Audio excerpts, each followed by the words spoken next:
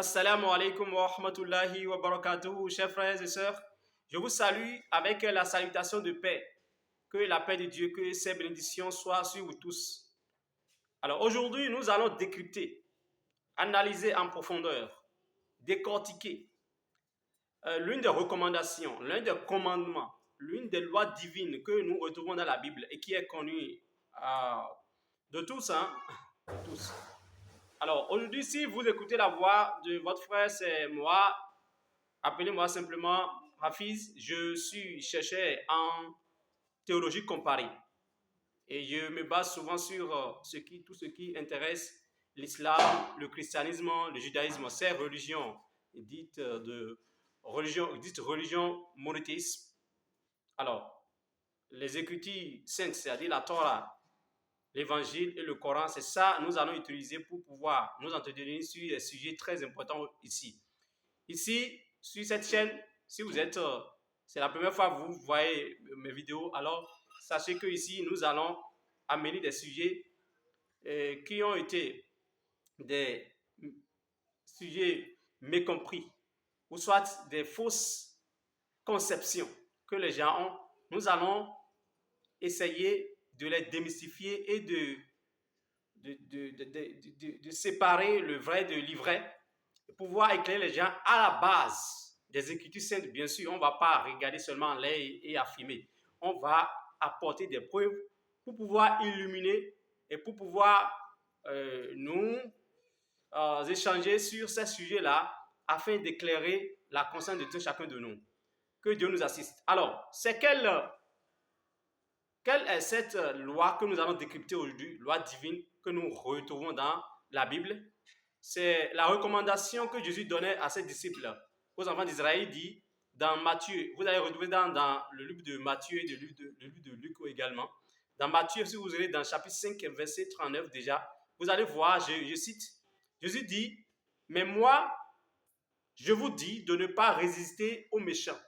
Si quelqu'un te frappe sur la joue droite, présente-lui aussi l'autre. » C'est-à-dire, si quelqu'un te frappe sur ta joue droite, Jésus recommande de présenter la joue gauche. Alors, on peut tirer de cette recommandation que Jésus est en train d'enseigner le pardon absolu. C'est-à-dire, il faut toujours pardonner, il ne faut pas résister, il ne faut pas chercher à venger, ou bien se venger du tort qu'on a subi, ou bien d'un grief, ou bien de quelques préjudices, non. Et donc, cette loi, vous allez voir que si nous prenons cette loi qui enseigne déjà le pardon absolu, comme je l'ai dit tout à l'heure, on ne peut pas appliquer ça dans un pays. Parce que tout pays aujourd'hui, toute nation, si vous êtes dans une nation, si un voleur vole, on ne va pas dire, bon, on le laisse, on lui présente encore d'autres choses à voler, ou bien à nous extirper. Non. Vous allez voir, les gens vont aller porter plainte au tribunal. Les gens vont aller porter plainte et demander la restitution de leurs biens. Si quelqu'un vient chez vous, par exemple, la personne fait une infraction, c'est-à-dire la personne escalade de façon pour de votre mur et la personne entre et par violence, la personne a créé des désordres dans votre maison. Vous n'allez pas dire, ah, il y a encore d'autres choses que tu vas encore casser. Hein? Non. Dans un pays où le droit est appliqué, surtout le droit pénal, si c'est une infraction, on va appliquer la rigueur de la loi. C'est ça. C'est ça qui est le système de tout pays. On ne va pas dire, non, le voleur a volé, c'est seulement 2 moutons, il a pris. Non, ok, on va lui présenter encore la joue gauche. C'est-à-dire qu'on va lui encore montrer les bœufs, là où il y a les bœufs, là où il y a des millions cachés dans. Non, on ne fait pas ça. On ne peut pas appliquer cette loi de façon littéraire ici. Parce que lorsque on sort une loi divine de son contexte, ça devient prétexte et ça n'aura plus son sens. Mais malheureusement, les gens ont mécompris. Les gens n'ont pas la conception de la sagesse qui est derrière ce que Jésus recommande dans ce verset. Et ça, nous allons expliquer aujourd'hui. Les gens pensent que quand Jésus dit, si on te frappe à la joue droite, alors présence la joue gauche, et donc on doit tout pardonner, sans exception. C'est ça les gens pensent généralement. Mais quand nous allons analyser maintenant cette recommandation et nous allons le contextualiser, vous allez voir que ça aura tout son sens. Parce que Jésus-Christ, c'est quand même une personnalité emblématique et de haute dignité. C'est une figure emblématique qui a été suscitée, envoyée en tant qu'envoyé de Dieu pour pouvoir enlever les gens des ténèbres à la lumière. Donc Jésus-Christ, naturellement, il est un prophète, il est un envoyé de Dieu, suscité pour faire sortir son peuple. Et ça, c'est dans la Bible. Hein. Si vous lisez dans Matthieu chapitre 1er, à partir de verset 21, lorsque Joseph, le fiancé de Marie, la mère de Jésus-Christ, voit que Marie est tombée grosse et il a dans sa tête, c'est que comment je ne me suis pas approché de la femme là et elle est tombée grosse.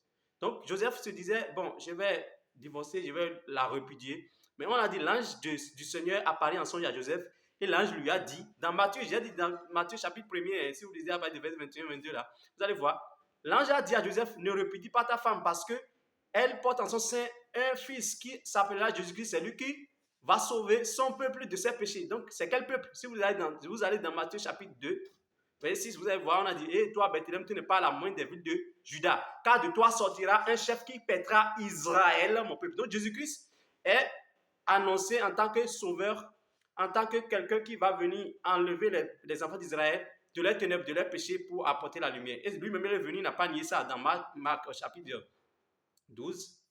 Dans Matthieu 15, verset 24, il dit, je n'ai été envoyé qu'aux brebis perdues de la maison d'Israël. Alors, ça, ce n'est pas ça serait un autre sujet que nous allons aborder, autrement la mission de Jésus-Christ, sa mission là, c'est-à-dire le sphère géographique de sa mission, tout ça là, nous allons aborder dans nos vidéos. Mais aujourd'hui, il faut qu'on analyse, qu'on fasse un décryptage de cette recommandation qui se trouve dans le livre de Matthieu chapitre 5, verset 39 et dans Luc chapitre 6, verset 29. Alors, pour pouvoir comprendre, pour pouvoir cerner, bien voir et percevoir, n'est-ce pas, la sagesse qui réside derrière cette recommandation divine qui sort de la bouche de Jésus-Christ, il faut aller dans l'historiosité de cette recommandation. Il faut aller d'abord, c'est à qui Jésus parlait, il s'adressait à qui dans le contexte. Après le contexte, ces gens-là sont qui? Alors Jésus, comme je viens de le dire, il est envoyé aux Juifs. Lui aussi, il est juif, il est né juif. Il est envoyé aux Juifs. Alors, c'est aux Juifs qu'il parlait. Et quand il parlait aux Juifs, il faut qu'on fasse une brève histoire des Juifs pour pouvoir lier, pour qu'on puisse bien comprendre le contexte dans lequel il a fait cette recommandation. Les Juifs, c'est qui? Ce sont des enfants de la descendance d'Abraham. Abraham, lui, il a marié Sarah, après Hagar, deuxième femme, et il a pris Ketura dans Genèse 25, vous allez voir, il a pris Ketura comme troisième femme. Mais de son premier lit, c'est-à-dire avec Sarah, il n'avait pas eu d'enfant, et c'est après il a marié Hagar. Et il a eu son premier enfant qui est Ismaël, de Hagar, de sa deuxième épouse. Après, Dieu est content, Dieu a béni sa première épouse, sa première épouse aussi a donné naissance à Isaac. Donc Isaac et Ismaël sont des frères, même père, mais différents. Alors, ces deux, Dieu a promis de les bénir. Écoutez bien l'histoire. Sinon, vous n'allez pas comprendre ce qui s'est passé après et Jésus est venu. Alors, ces deux, Dieu a promis de les bénir, eux tous, dans la Bible, dans Genèse. Vous allez lire ça. Et pour la bénédiction qui concerne Isaac, parce que c'est de lui qu'il s'agit ici, Jésus est de la lignée. La lignée de Jésus, c'est Isaac. Isaac, Dieu l'a choisi comme un envoyé de Dieu, un prophète, un homme saint. Et lui, parmi ses fils, il a donné naissance à Jacob. Jacob, qui on appelle Yacoub en arabe, Jacob, lui, il a 12 enfants. Lui aussi, Dieu l'a béni, Dieu est content de lui, Dieu l'a renommé Israël. C'est Jacob qu'on appelle encore Israël. Et lui, il a 12 enfants. C'est lui qui est le père fondateur des 12 tribus de la maison d'Israël. Ces 12 enfants. Vous avez compris? Maintenant, vous me suivez bien, hein? Allons-y alors. Jacob a 12 fils. Parmi ses fils, il y a celui qu'on appelle Youssouf. Youssouf, c'est Joseph en français. Youssouf, lui, c'est lui maintenant qui est vendu en Égypte. Parce qu'ils ne sont pas d'Égypte. Mais Youssouf est vendu en Égypte en esclavage. L'histoire brève, Youssouf est devenu une personnalité influente en Égypte. Il a occupé un poste politique de haut niveau. Et c'est lui maintenant qui est chargé des affaires économiques du pays, l'Égypte. Et c'est grâce à cela que ses frères ont immigré maintenant pour venir résider maintenant en Égypte. Et c'est là que les enfants d'Israël ont été répandus en Égypte. Mais après des années, il y a un roi, il y a le roi Pharaon, il y a un Pharaon qui est venu et les gens ont commencé à servir, c'est-à-dire ils ont rendu esclaves les enfants d'Israël. Est-ce que vous suivez l'histoire? On va aller mollo mollo. Donc ici maintenant, on est à l'étape que les enfants d'Israël sont déjà installés en Égypte. Et ces enfants d'Israël sont déjà répandus, ils sont devenus nombreux. Et ils sont devenus des esclaves en Égypte. Et le peuple égyptien les asservissait. On les traitait. Dieu a décrit ça dans le Coran. Dieu dit c'est-à-dire quoi? Ça veut dire qu'ils tuaient, ils massacraient leurs enfants, surtout leurs enfants garçons, et ils épaillaient la vie aux femmes parce qu'ils veulent finir avec la masculinité des enfants d'Israël. Et donc, tout ce qui est caractère masculin des enfants d'Israël, Pharaon a mis un système en place pour pouvoir éradiquer tout ce qui est le caractère d'un homme, c'est-à-dire comme par exemple le courage en l'occurrence. Donc, comme le courage, si on voit un homme, on sait que c'est un homme. Un homme doit avoir le courage de parler, de s'exprimer, de réclamer ses droits, tout ça. Alors, Pharaon a mis un système en place pour pouvoir éradiquer tout ça là des enfants d'Israël. Et les enfants d'Israël, pendant des années, ont été des esclaves en Égypte. Dieu a maintenant pitié des enfants d'Israël et il a envoyé Moïse. Et Moïse est venu pour sauver les enfants d'Israël de la main des pharaons, de l'esclavage, et il les a fait sortir de l'Égypte maintenant pour les amener ailleurs. Alors, ces enfants d'Israël-là, quand on les a amenés ailleurs, ils ont encore la mentalité des esclaves. Vous suivez l'histoire. Ils ont encore la mentalité des esclaves. Ils se comportent comme des femmes. Parce que Pharaon les a trop massacrés dans la tête. L'esclavage, vous savez, l'esclavage, ce n'est pas seulement physique. Là, l'esclavage mental, économique, tout ça. Et donc, ces gens, Pharaon les a tout fait. Et donc, quand ils sont sortis, Moïse les a sauvés. Ils ne sont pas des hommes. C'est des hommes, excusez-moi, femmes. Et chaque fois, ils n'ont pas le courage de timidité, ils ne veulent rien réclamer. Alors, c'est là pour pouvoir leur donner encore le caractère d'un homme, comme le courage, et pouvoir avoir bien raisonné, réclamer ses droits. Dieu a dit à Moïse, il a révélé à Moïse la loi du talion. Qu'est-ce qu'on appelle la loi du talion? C'est la loi des représailles. C'est-à-dire, œil pour œil, dent pour dent. C'est-à-dire, il n'y a plus pardon. On doit, c'est comme me fait, je dois rembourser. Sinon, c'est comme exemple vous avez un enfant à la maison. Et votre enfant, lui, part à l'école, quand il revient chaque fois, lui, ça fait des pleurs. Il revient, papa, on m'a frappé, ou bien maman.